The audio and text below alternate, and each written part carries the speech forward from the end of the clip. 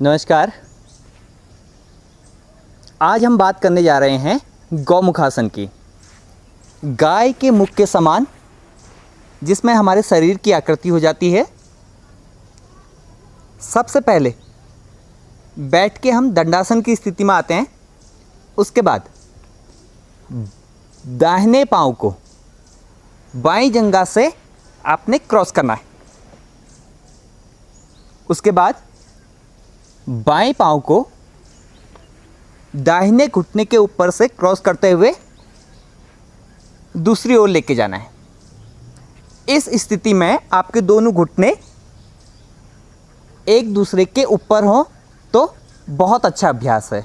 अगर नहीं भी है तो आप प्रयास कर सकते हैं जितना आप करीब लेके आ सकते हैं। इसके बाद बाएं पांव को हमने ऊपर रखा है तो बाएं हाथ को हम ऊपर लेके जाते हैं और कोहनी से मोड़ते हुए पीछे की ओर शोल्डर रीजन की ओर लेके जाते हैं। इसके बाद दाहिने हाथ को आपने पीछे की ओर लेके जाना है और पीछे से आपने क्या करना है, दोनों हाथ की उंगलियों को इंटरलॉक करना है। एक बार बैक साइड से आपको दिखा दें।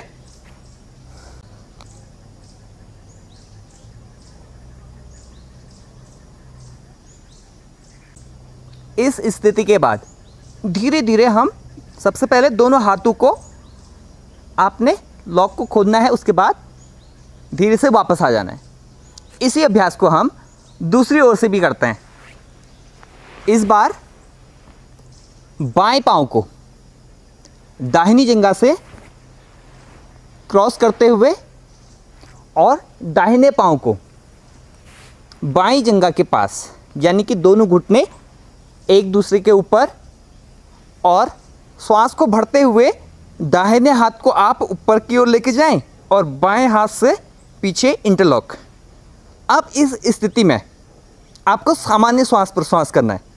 बहुत सारे लोग इस अभ्यास को श्वासों की सजगता के साथ नहीं करते हैं। आपने करना क्या है, बहुत लंबी गहरी श्वास इसमें नहीं लेनी है।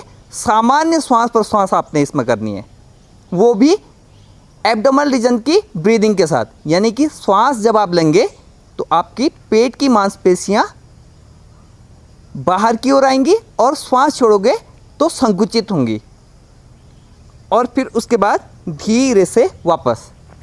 इसमें ध्यान देने वाली बात यह है कि लंबी गहरी श्वास आपने नहीं लेनी है, सामान्य श्वास आपने लेनी है और श्वास को अंदर या बाहर नहीं रोकना है। इसके बाद धीरे से हम वापस आ जाते हैं। शुरुआत में इस अभ्यास को हम 2 से 3 राउंड कर सकते हैं। और कितने समय के लिए? 1 से 1.5 मिनट। शुरुआत में इस अभ्यास को 1 से 1.5 मिनट के लिए और 3 चक्रों में इसे हम करते हैं। इससे कम भी आप कर सकते हैं। अगर आप बहुत लंबे समय तक इस स्थिति में नहीं बैठ सकते तो इसे 30 सेकेंड या 40 सेकेंड के लिए भी कर सकते हैं। और इसमें एक बात और आपने ध्यान देनी है, आपको पाँव में बैठना नहीं है। बहुत सारे लोग गलत इस अभ्यास को करते हैं, पाँव में बैठ जाते हैं।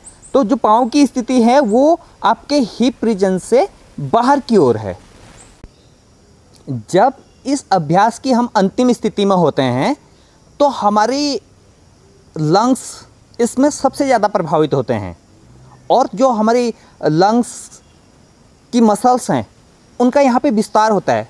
जैसे ही हम हाथों को आपस में पीछे से जुड़ाते हैं तो हमारी जो चेस्ट की मसल्स हैं उनका यहाँ पे विस्तार होता है, और ऑक्सीजन का लेवल बहुत अधिक इसमें हो जाता है। यानी कि आपकी बॉडी में ऑक्सीजन का लेवल बहुत अच्छा हो जाता है, जिससे हमारे इम्यून सिस्टम को एक तरह से एनर्जी मिलती है।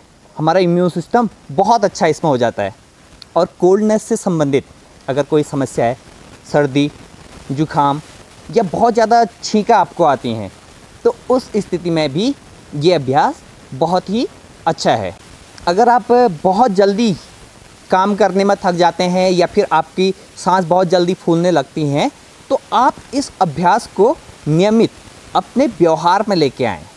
ये अभ्यास सभी के लिए, कोई भी ऐसा व्यक्ति नहीं है जो इस अभ्यास को नहीं कर सकता है। सभी इस अभ्यास को कर सकते हैं।